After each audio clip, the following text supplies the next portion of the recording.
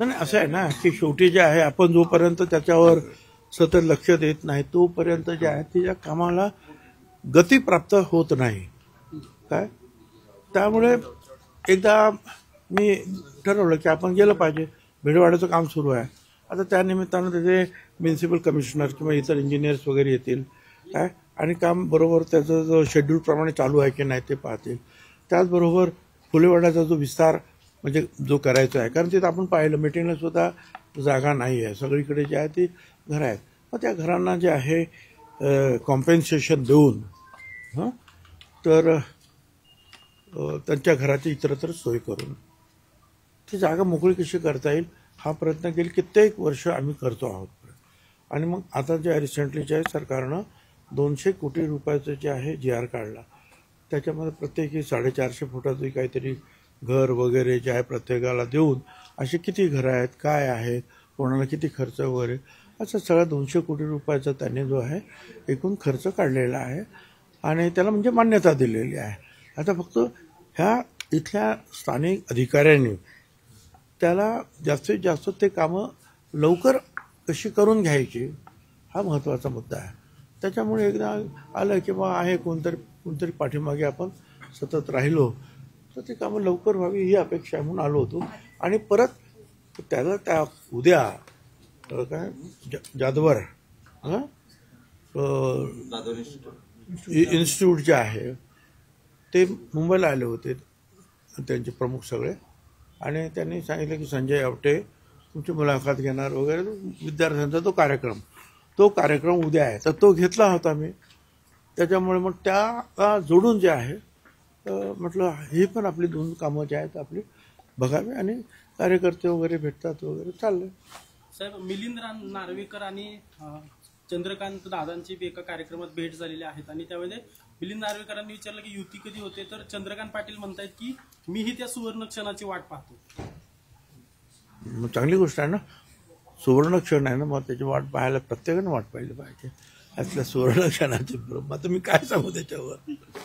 आधीच 3 पक्ष एकत्र आहे, आधीच 3 उद्धव ठाकरेंसोबत युती व्हावी असं मिलिंद नार्वेकरांचं म्हणणं होतं. कोणाचं? मिलिंद नार्वेकर म्हणाले. आणि या सुवर्ण क्षणाची मी वाट पाहतो. कोणाची? शिवसेना आणि उद्धव ठाकरे सेना आणि भाजप पुन्हा एकत्र यावं असं आहे ना. मला काही कल्पना नाही, सुवर्ण क्षणाची मी वाट पाहतो त्या युतीच्या. मला काही कल्पना नाही ते काय म्हणाले हे मला माहिती नाही.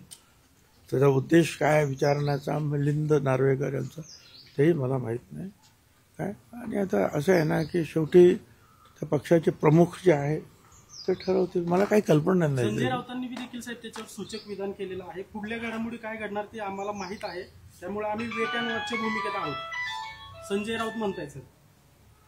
ठीक आहे,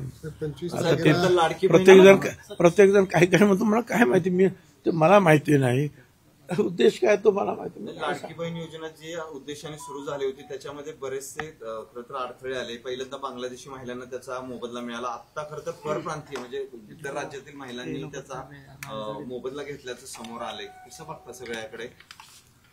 हे बघा, एक आहे त्यावेळेला जे आहे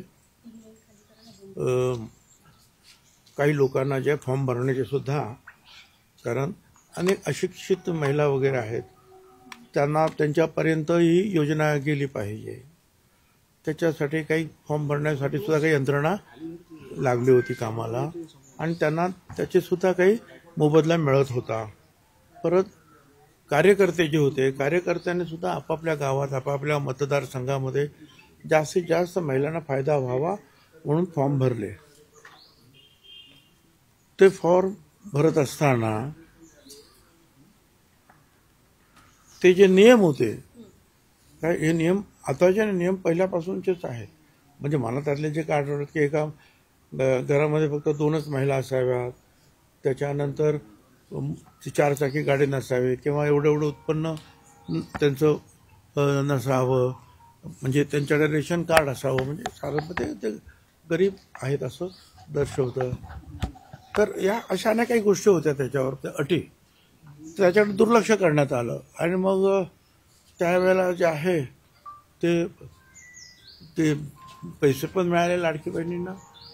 आणि त्या संदर्भामध्ये मी मागेच म्हणजे काही 10-15 दिवसापूर्वी एक मला विचारा तर मी सांगितलं होतं. आता त्यांना ते पैसे त्यांनी घेतले, कदाचित त्यांचा तो हक्क नव्हता, परंतु त्यांच्याकडून पैसे परत मागण्यात काहीही अर्थ नाही आणि तो पैसे वसुली वगैरे परत करण्याचा धंदा करूही नये. तर काही लाखामध्ये ती संख्या असेल. एवढंच आहे की सरकारनं वेगवेगळ्या जाहिरातीच्या माध्यमातून आता झालं तर संपलं, पण आता यापुढे सुद्धा हे आमच्या अटी आहेत, ह्या अटीच्या मध्ये बसत असेल तरच तुम्ही ह्या लाडक्या बहिणीच्या मदतीचा स्वीकार करावा, अन्यथा स्वयंस्फूर्तीनं जे आहे त्याग करावा.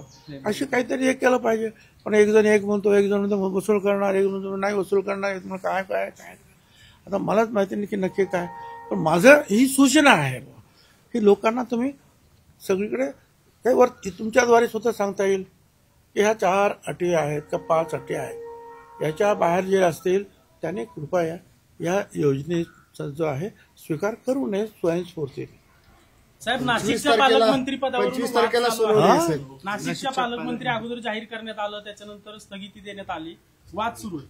तर मला काय माहिती, मी मंत्रीच नसल्यामुळे पालकमंत्री पण काय होणारच नाही. तुम्ही मला मंत्री काय असता तर वाद झाला माहिती. नसता ना साहेब. हा? तुम्ही मंत्री असता तर वाद झाला नसता असं वाटतं. अरे असं काय, हे असतं ते नसतं झालं, ते हायपोथेटिकल, त्याला काय. पण साहेब, बाकीच्या ठिकाणी पालकमंत्री आता चला. डीपीसीच्या बैठकी सुरू झाली. सर 25 तारखेला ओबीसी जरांगेंचं उपोषण आज सुटलं जरूर, सरकार कोणी गेलं नाही. म्हणजे मागच्या वेळेस हाताळताना तुम्हाला माहिती काय झालं, आता ते व्यवस्थित टॅकल होतं. म्हणजे ते सगळं काय आता मला काय माहिती, मी फक्त वर्तमानपत्रातून वाचतोय काय काय ते चाललंय. स्वतःहूनच एवढं सोडलेलं रिस्पॉन्स साहेब. मिळत नाही स्वतःहूनच उपोषण सोडलं. काल सलाईन लावली, आज सोडणार आहे उपोषणाचा दुपारपर्यंत.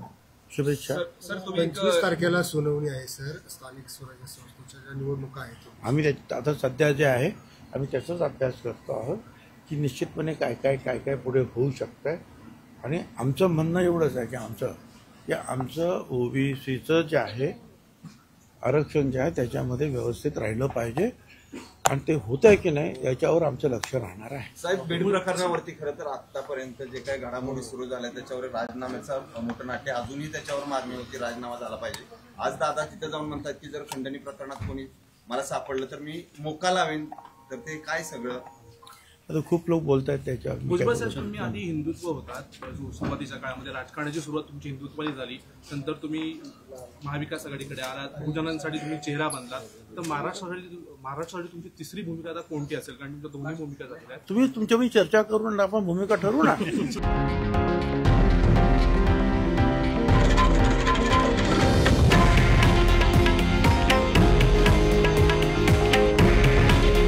हे आहे देशातील नंबर 1 न्यूज नेटवर्क आणि आपण पाहत आहात TV9 मराठी.